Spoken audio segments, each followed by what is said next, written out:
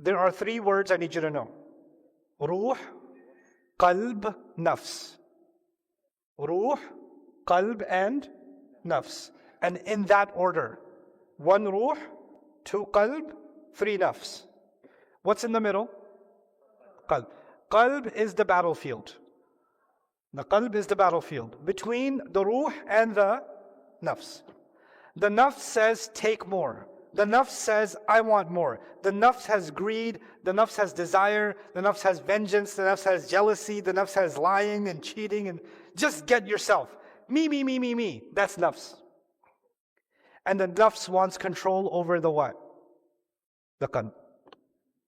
The desire to please Allah, the desire to find peace, the desire to be grateful, the desire to be generous, the desire to be selfless, the desire for the justice for others, the desire to do good, the desire to do something other than for yourself. All of that comes from where? The Rooh. That's coming from the Rooh. And the Rooh is also trying to influence the heart. So from the one hand, the Rooh is trying to pull the heart towards itself. And on the other side, the Nafs is trying to pull the heart towards itself. And the Nafs itself is the battle, the Qalb itself, the heart, is the battlefield. The Qalb, by the way, comes from taqallub, changing, alternating. Like literally the heart is constantly changing because the battle is never over. It's constantly, somebody's tugging, somebody's winning. And each one of us are in between. Each one of us. There are some days where the Rooh is winning. You're in the masjid in Ramadan and you're making dua and you're crying. The Rooh is winning. And when the Rooh is winning, it remembers all the injuries the Nafs caused. Because when the Nafs dominates the heart and you do something bad, the heart, it doesn't just stick to the heart, it causes injury to the Rooh. And the Rooh sends a message back to the Qalb and says, hey, what are you doing? Why am I hurting? And the Qalb goes back to the Nafs and says, what did you do? And the Nafs says, oh yeah, sorry, I'm ashamed. And Nafs al-Lawama. Temporarily ashamed. And then the Nafs says, but I'm still hungry though. And then it does something again. And then it goes back to the Rooh again. And the Rooh complains to the heart again. And the heart comes back to the Nafs and says, what did you do? And again, Nafs says what? Because the Rooh says, you're taking me away. The Qalb is what's going to be judged on Judgment Day. The Qalb will be judged. And the Qalb has to have a connection to Allah. Which of these two is the connection to Allah? The Rooh. So the Rooh wants the Qalb to remain pure. And the Nafs is pulling it in the opposite direction. Now, remember what I told you? Mind and matter? Do you remember what I told you when philosophers said matter doesn't exist? It's all that matters is the mind. And the scientists said, forget the mind, the only thing that exists is what? Matter. Now bring that to this conversation. The Rooh is spiritual. And the Nafs is bodily.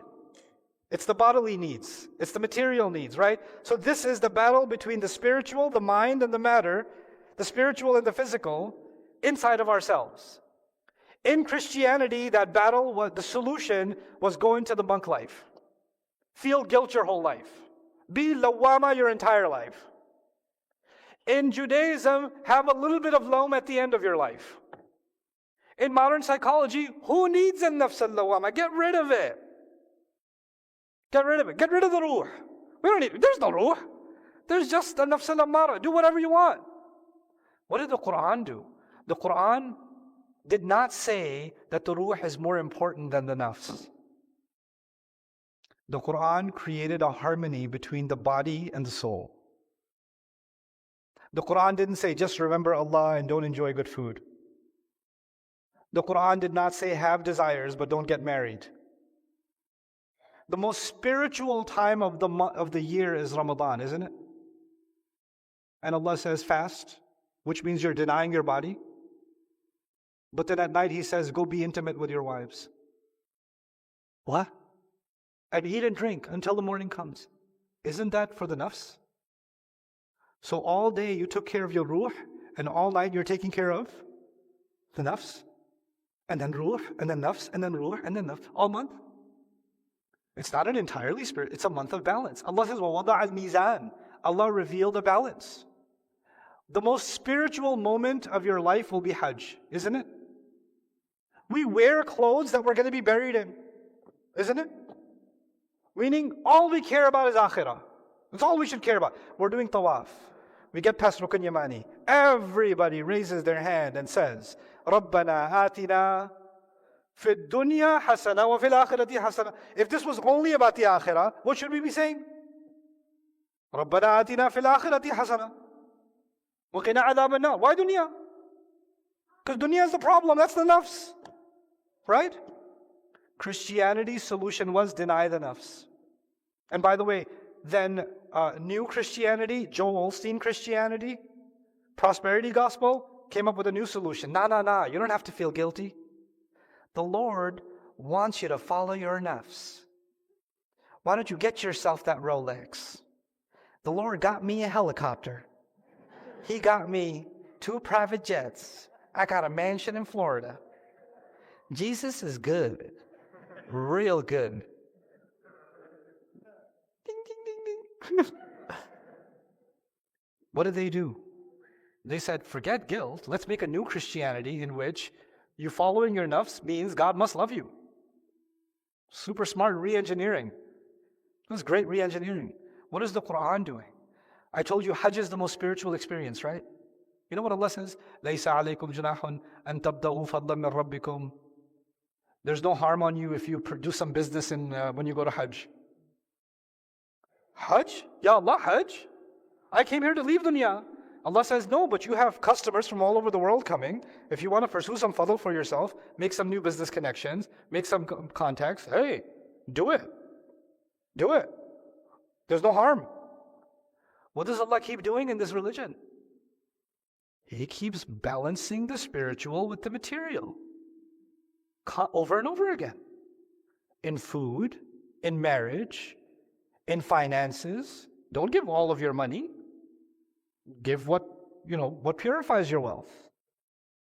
He didn't stop us from doing business. He didn't stop us from travel. He didn't stop. Travel the world. How can you be grateful to Allah if you're not appreciating Allah's blessings? How can you do that? Eat delicious food. Allah says, look, وَالنَّخْلُ ذَاتُ الْأَكْمَامِ. The Christian monks said we're only going to eat one kind of food because we want to shun the world. And Quran says, look at these fruits I made. Enjoy the peel. Enjoy the fruit. Enjoy this. Enjoy this milk. Enjoy the... Oh my God. He wants us to enjoy this world too.